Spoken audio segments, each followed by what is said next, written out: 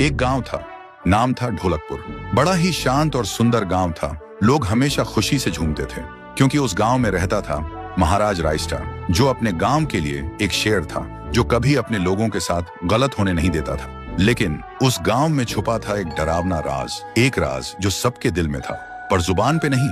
गांव के बीच एक सूखा हुआ पेड़ था जिसे लोग कहते थे श्रापित पेड़। ना कोई उसके पास जाता, ना कोई उससे आंख मिलाता। हर पूर्णिमा के अगले दिन उस पेड़ के नीचे एक लाश मिलती थी।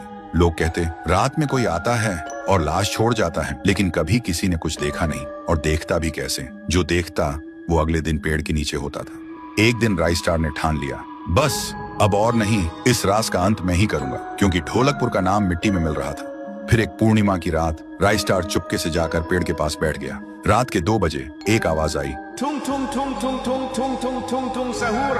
और फिर वो पेड़ भूत में बदल गया। वो भूत कुछ अजीब सा था, एक भयानक शैतानी हंसी वाला चेहरा, आंखें बड़ी बड़ी। वो पेड़ चल के एक घर के गेट को जोर जोर से खटखटाने लगता है। तभी एक आदमी डर के मारे आवाज सुन के बाहर निकलता है। वो भूत अपने लकड़ी जैसे हाथ से एक ऐसा थप्पड़ मारता कि उसकी सांस वहीं थम जाती है, और उसी जगह उस लाश को ले जाता है और वापस फिर से पेड़ बन जाता था। देखते ही रायस्टार का दिल कांप जाता है, पर वो कुछ बोलता नहीं।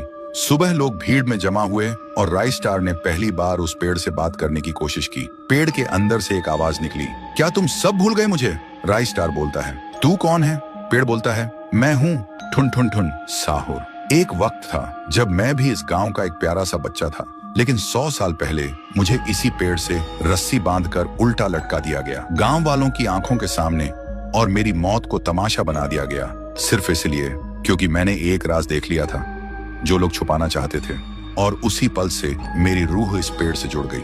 उस दिन से मैं इंसान नहीं, एक सज्जा बन गया, और हर पूर्णिमा में एक राजदार को चुनता हूँ और फिर उसे उसकी खामोशी का हिसाब देता हूँ। रायस्टार बोलता है, लेकिन अब तो वो लोग मर चुके हैं ना जो तेरा कसूरवार थे। अब तू मासूम लोगों को क्यों मार रहा है? पेड़ कुछ देर चुप रहता है, फिर बोलता है, ठीक है, बस एक बार मुझे याद करो, एक दिया जला दो, फिर मैं कभी किसी को नहीं मारूंगा। फिर रात में सब लोग आते हैं, एक एक दिया जलाते हैं, और तभी पेड़ अपने आप से आग पकड़ लेता है और आखिर में मुक्ति मिलती ठुन ठुन ठुन साहुर को।